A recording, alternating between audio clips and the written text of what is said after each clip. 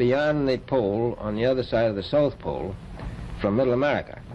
An area as big as the United States that's never been seen by a human being. And that's beyond the pole on the other side of the South Pole from Middle America. And that's beyond the pole on the other side of the South Pole from Middle America. On the other side of the South Pole from Middle America. From Middle America. From Middle America. And I think it's quite astonishing that there should be an area as big as that unexplored.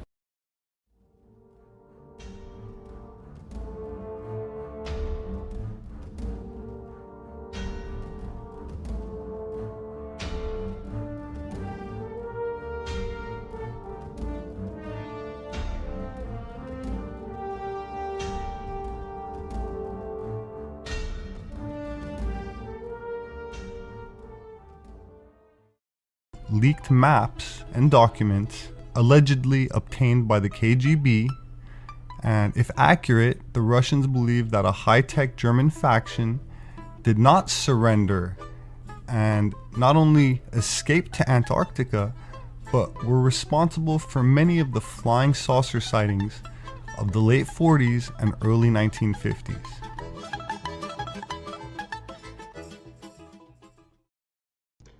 A lot of strange news of recent regarding Antarctica. Strange sightings, strange trips to this unknown land. This frozen tundra. We have John Kerry visiting it. We have the Russian Orthodox Church bishop visiting it after having a meeting with Pope Francis. The first time in over 1,000 years that the leader of the Catholic Church and the Russian Orthodox Church actually met. They both met in Cuba. Russian Orthodox Archbishop went and visited Antarctica. Also, during this trip, when John Kerry was going to go on November 13th, there was a famous mountain climber who had conquered Mount Everest, Sir Ranulph Fiennes, who wanted to go as well on November 13th to Antarctica, but he was denied.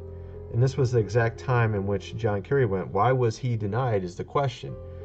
Why is it even Barack Obama recently went to Antarctica?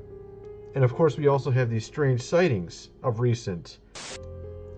And we have these strange sightings of recent within Antarctica. As you can see, 3 pyramids right here, sort of like the pyramids of Giza in Egypt. Very strange. You even have these smaller pyramids next to the larger. All found in Antarctica. This is a recent find. This is located not too far from England's official Antarctic base.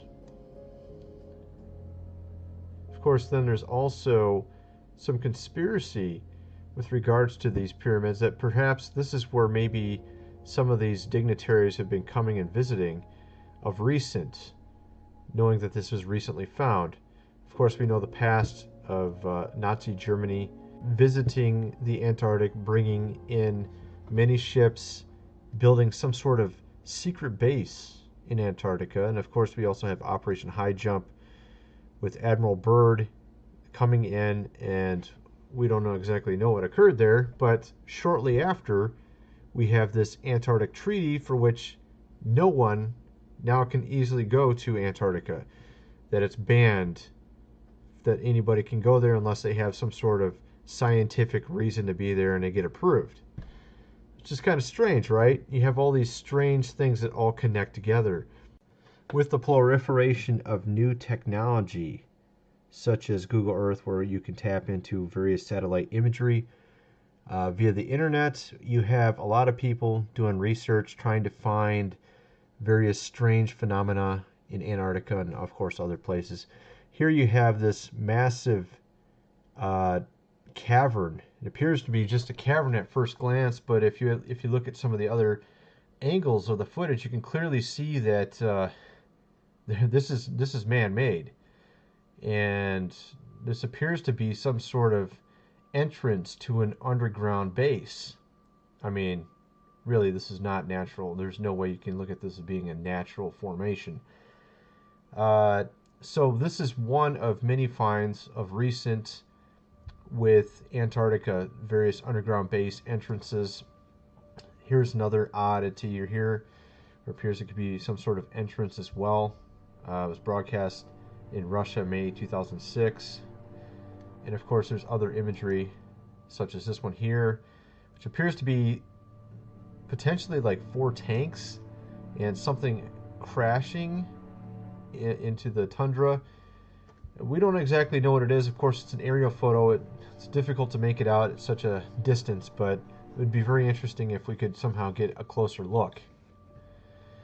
And of course, recently WikiLeaks even had some revealed Antarctica pictures, 24 pictures.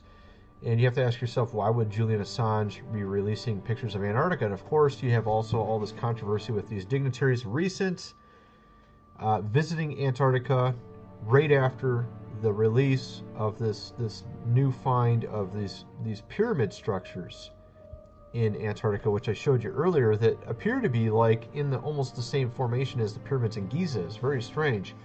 And we're talking Antarctica here. Okay, we're talking Antarctica. Extremely cold. There's no way that any human in a standard working condition could do that. And of course, if you check into some of the mere costs of living in Antarctica, it's just insane. Okay, we're talking a gallon of gas in Antarctica costs $30. Okay, there's some people I've read about their living in Antarctica and the costs associated with various things. Basically, everything costs 10 times as much there. So you could imagine just how much manpower it would take to build these pyramids. It's just insane, just to think about. And of course, there's this secret history of its past, to where if you look at some of these older ancient maps, it shows Antarctica as actually being far less covered with ice. So obviously this ice is more of a recent thing over the last so many thousand years. Perhaps in the ancient past, Antarctica wasn't covered by ice. And so it's really interesting to look into all this. And there's even some references in the book, I think it's the Book of Enoch, I can't remember which parts, where it talks about him going to the uttermost parts of the earth and it being a frozen tundra, and this is where he had entered into another dimension. I can't remember the passage offhand. I remember reading it and I thought it was very strange sounding. And it sort of correlates with some of what people have been saying about Antarctica being a gateway to potentially another dimension in certain places. And of course, we saw Admiral Byrd talk about the section of Antarctica below Central America as being completely uninhabited, never been seen by man. He was talking about past the pole. What's past the pole? Of course, if we assume heliocentrism, you're talking about, well, it's the other side of the Earth, right? What if it's not that? Okay, that's the question. What if it's not that? And are they hiding something? Okay, we're going to get into that next. Okay, 1773, on 30 January 1774, James Cook reaches 71 degrees 10 minutes south, farthest south, coming within 75 miles of the Antarctic mainland without seeing it. Okay, later reports said that during 3 voyages lasting 3 years and 8 days, Captain Cook and crew sailed a total of 60,000 miles along the Antarctic coastline, never once finding an inlet or path through or beyond the massive glacial wall. So the other question is, well, how come ships don't go off the sea if it's flat? How come ships don't fall off the edge? Well, here's why you don't fall off the edge. There's a 200 to 300 foot high wall that is the coastline of Antarctica. It's the border that Scripture says is keeping everything in. Nothing's going past that. But yet the Earth is 25,000 miles in circumference, allegedly. It took him 60,000 miles to circumnavigate Antarctica. This guy Shackleton goes down there on the, and I think I put this in my original blog. He goes down there on the name of the ship is the Nimrod. He goes down there on the Nimrod, and it's called the Nimrod Expedition. I'm like, seriously? Okay, Nimrod's goal was to reach into heaven, right? Yeah, the Nimrod expedition. So you can click on the link I got there and read all about the Nimrod expedition, British Antarctic expedition, otherwise known as the Nimrod expedition. And it was on the name of the ship was the Nimrod right here. Okay.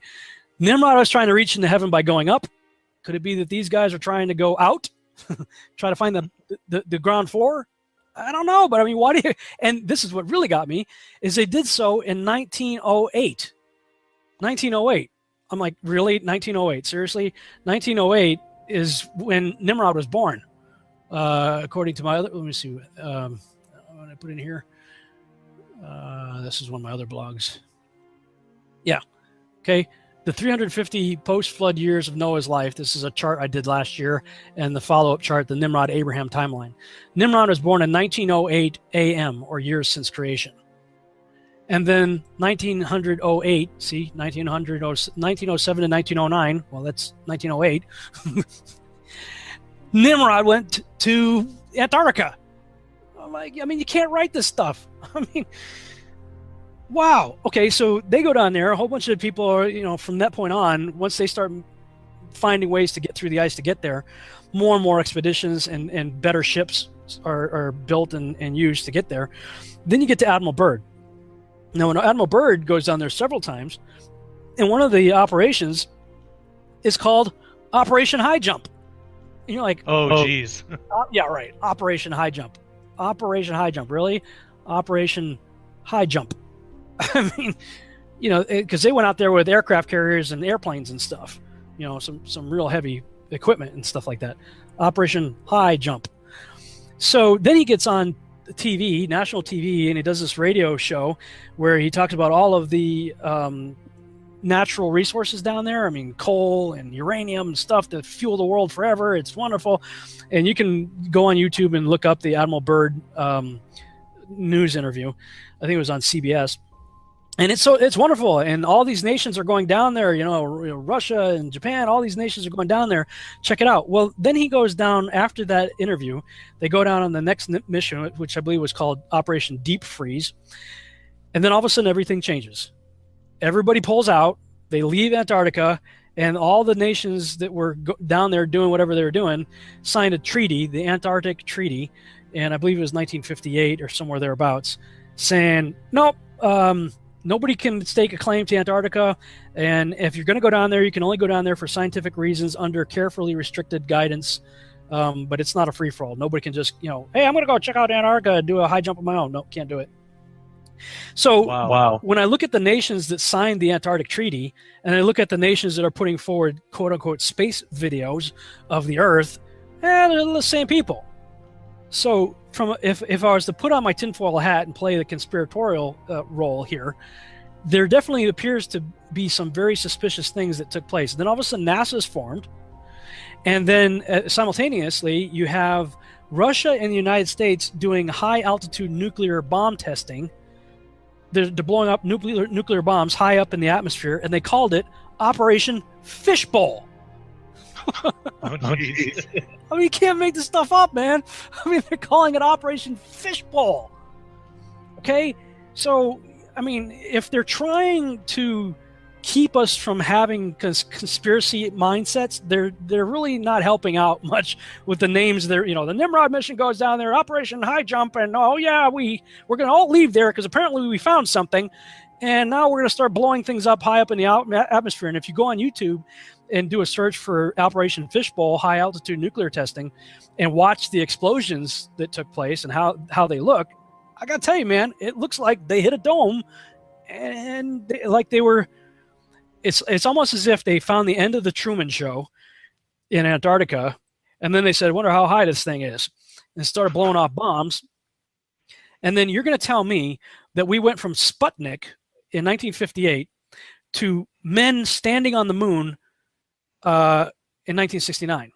You're telling me in 11 years we went from ideas scribbled on napkins to putting men on the moon with technology less sophisticated than my iPhone. This might be sort of difficult to see what's going on here, but what I'm trying to show here is sort of what's going on with the circumference that Captain James Cook came up with and the circumference of the Earth, okay? The circumference of the Earth is about 25,000 miles, which is what we have here. This is represented as being 25,000 miles. The radius times 2 times pi equals the circumference. So we're talking about a proportion of the radius. So 25,000 miles circumference here. This one represents a 60,000 mile circumference. And this is based off just proportions, okay? We're talking a radius of 9,549 miles. Clearly a lot more than 3,956, right? So at any rate, my point is that we're talking, more than double the size. So here's the picture of the Earth from space. There it is. Since you were a kid, you've seen this image.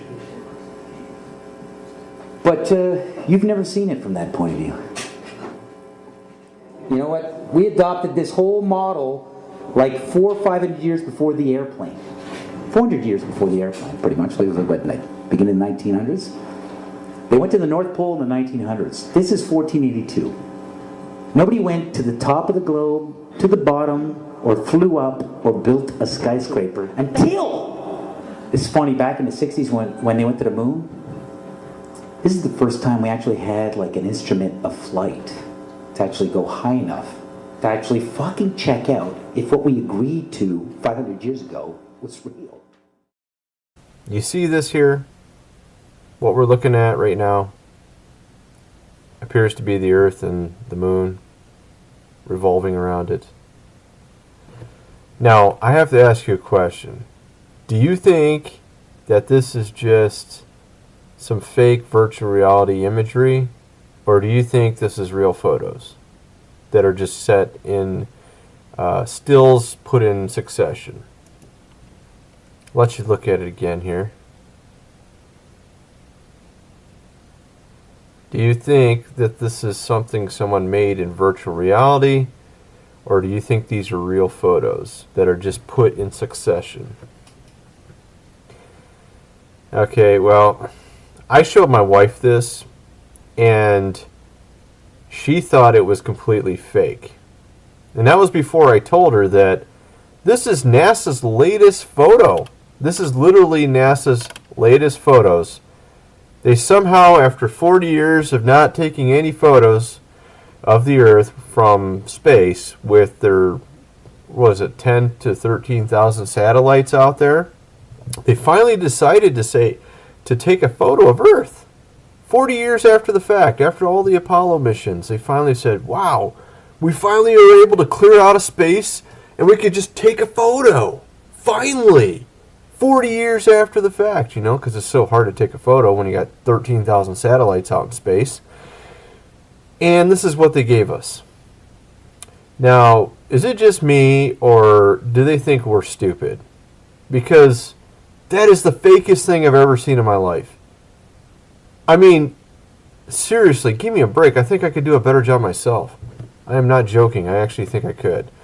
I actually have a background in ray tracing, and I also have a background in 3D design with CAE, computer-aided engineering, with ideas and Unigraphics and Pro-E, all these highly expensive and complex programs for modeling. And that's really a pathetic photo, fake photo. It really looks fake to me. Doesn't it look fake to you? This is not news. This is not an anniversary. Well, actually it is. We found a very unique reel of footage that we have queued up to show you. Yeah. And it's from the mission. And to our knowledge, no one has ever seen it before. Mm. And it's 30 years old. And you want me to see this while you have me on camera? Well, and to tell us what it is. I mean, it's... Well, I don't know why I should do that. It's a very unique footage. It may be that I need to see it, and then we sit down and we talk about it. I think when you see the footage, you'll see that it's very extraordinary, one of a kind, Okay. behind the scenes type of footage. Yeah.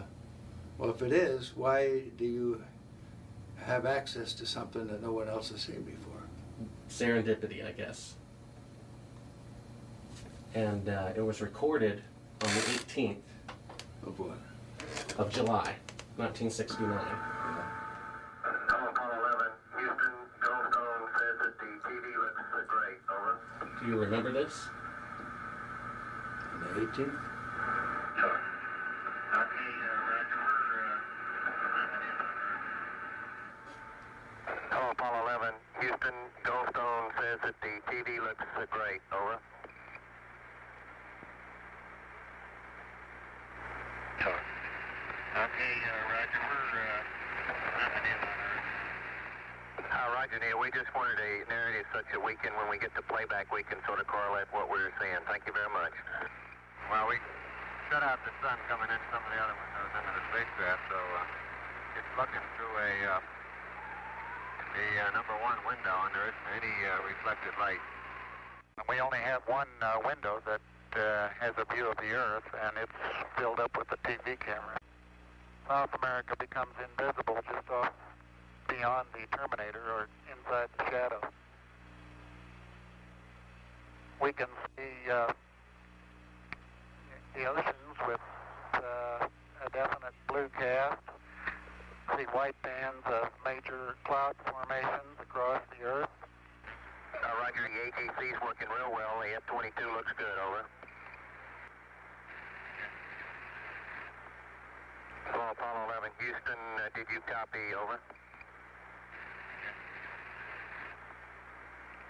Roger, we copied, Charlie. Roger, your transmissions the last couple of times have been about 2 by, over. Okay, how do you read me now? Roger, 5 by now.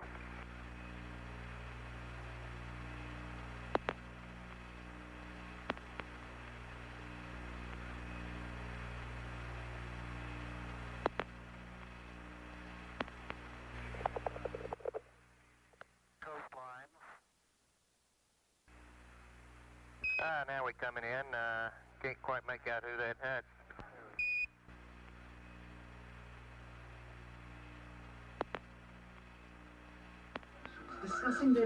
What is your proposition? That we didn't go to the moon?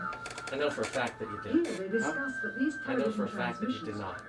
You know for a fact that we did not. That's correct. And you'll see this tape proves that. Okay, well, I'm not interested in satisfying your suppositions when there's all this evidence that we did. This proves, as you'll see, that you're using the